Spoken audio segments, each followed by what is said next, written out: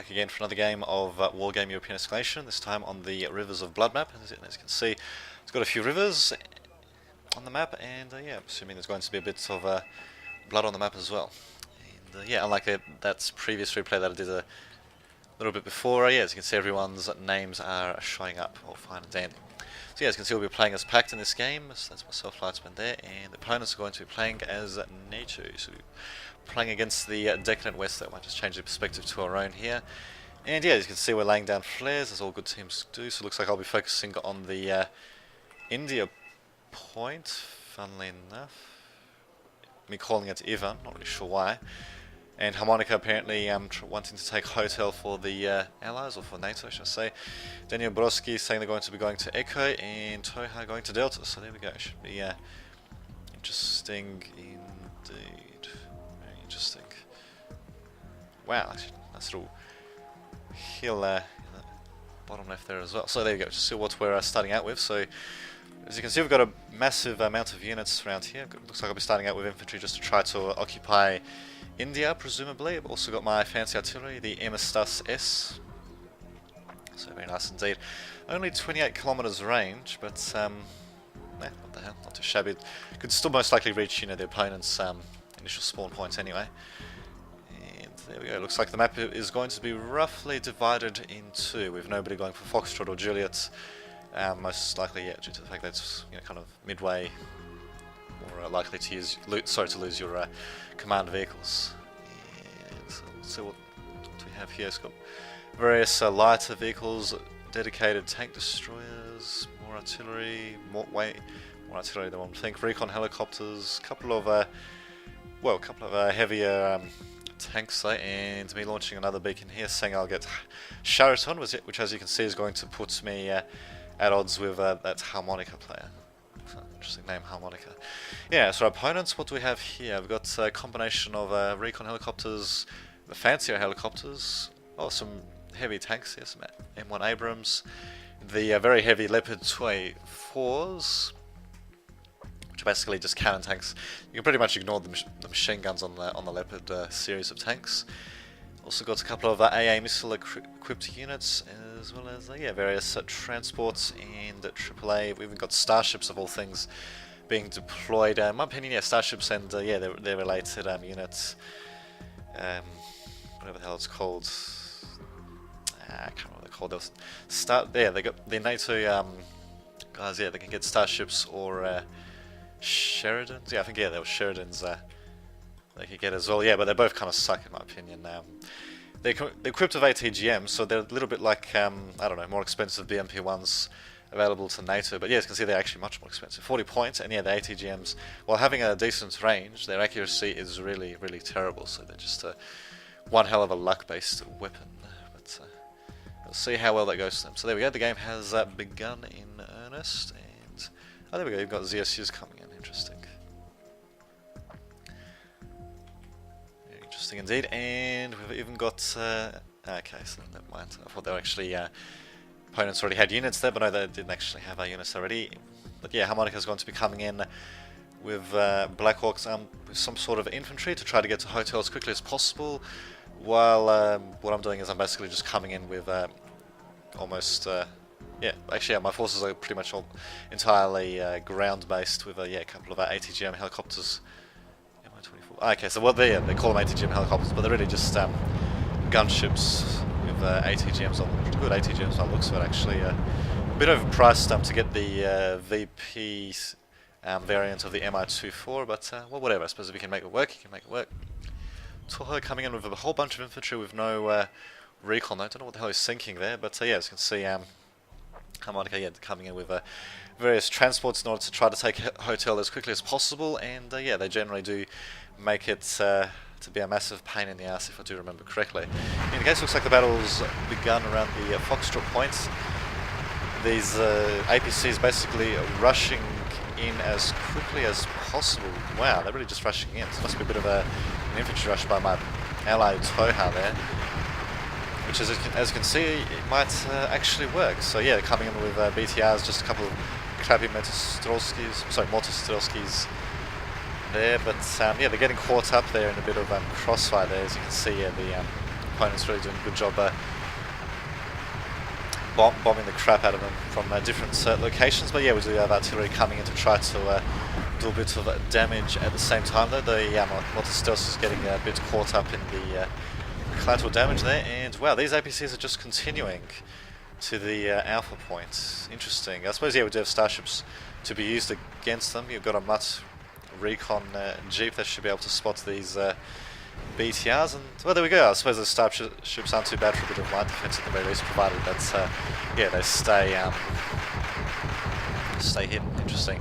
And at the same time, yeah, we do have a few engagements on the left as well. Shashul's getting their APCs blown out from beneath him. Harmonica unloading his guys around there, but yeah, slowly getting blown to pieces. And yeah, my BMP-1's doing a very nice job. They're shooting the crap out of them. Although yeah, there are Pumas remaining there, and we can't see them. And wow, yeah, this is kind of what it starts to suck as well. Oyahagi surrenders, and he's on NATO's team, so it kind of sucks really. But yeah, we continue to play anyway. Although yeah, probably should have restarted at this point. But yeah, it really was it's annoying to say the least. And yeah, I probably should have just brought in these guys directly in here just to clear out this forest with infantry. I probably should have brought in some ISU-152s. Oh, sorry, not ISU-152s. SU-122s. I'm mistaking this game for Men of War, of course. Oh, but there we go. Finally just start to send in some Motostrelskis, and I suppose we've got a few ZSUs to back up my infantry instead. My BMP is sort of getting caught out there a bit. Motostrelskis is being unloaded at the last possible second. For some reason I decided to keep them back there. Oh, there we go. They actually managed to take a few shots with their short-range rockets, I think. There we go. Sending the BMPs ahead, and yeah, looks like I'll be able to clear out that forest slowly but surely. Even with my guys right in the middle, they'll have to watch out for that bloody flak panzer coming up from behind there. We've also got some bit of behind the scenes action happening in the Alpha quadrant, and there we go. There goes CMD Struss as well. So Motostrelski, along with the BT-70A, is doing a bit of damage. Well, a bit of damage in the Alpha zone, to say the least. Though we haven't found that actually. Yeah, there we go. We actually have we have spotted it. We just need to get infantry close enough to it. But the thing is, yeah, infantry out in the open like this are going to get slowly torn up, as you can see. Basically, yeah, getting stunned and yeah, panicked there. Flak Panzers are starting to shoot the crap out of them. Not very good at all, to say the least. But yeah, we're also sorry, advancing on the top right region as well. The yeah, artillery doing a bit of damage there, but not really hitting too much though. So not too shabby though. Shabby. Oh, we've got a bit of a flank here. Oh, actually, that's interesting. I forgot. Yeah, my ally actually did manage to capture the Delta supply, not supply, reinforcements, I should say. So just have a look at the satellite view. So yeah, if you have a look, yeah, basically NATO's got the left side, and yeah, we've got this right side here with Charlie maybe getting a bit caught out there. But yeah, as you can see, things might be changing very soon for there we go, for the top right and the bottom left zones. Just have to see how things go. So as you can see, yeah, the infantry really being a pain in the ass. For some reason, the opponent's actually bringing in a starship of all things. And using them in close range like this is basically where they really suck the most. As you can see, yeah, they cost quite a bit, but the armor's kind of crappy. The main gun's actually not too bad, but the ATGM is basically next to useless. While my T-62s, granted they're a bit too close to use the ATGMs, effectively their main cannon on the other hand is pretty nice, and yeah, also got BMP supporting as well, so I don't know what the hell the ally was thinking sending in his starships out like that, but they haven't managed to do that. And funnily enough, these Motostrelskis still haven't been torn to shreds in the Alpha zone. In fact, they actually managed to pick off the commander. It's a very good effort by Toha there. While I believe, yeah, it's mostly me and Borowski, also Borowski. That's interesting, Borowski. With some borscht perhaps. But anyway, taking on the hotel reinforcement zone, yeah, got flak panzers coming in, some armoured supply trucks coming in. Interesting choice actually to send in flak panzers, given that yeah, we do have BMPs and T-62s and all that out, so interesting choice indeed. But yeah, as you can see, if you look at the points though, we're doing exceptionally well. And yeah, I didn't really think the game would actually go on that much longer. I can't remember how long it actually goes for, but yeah, as you can see, we do have massive advantage. Just depends on what exactly the conditions are for how many points we need to get before we actually get victory there.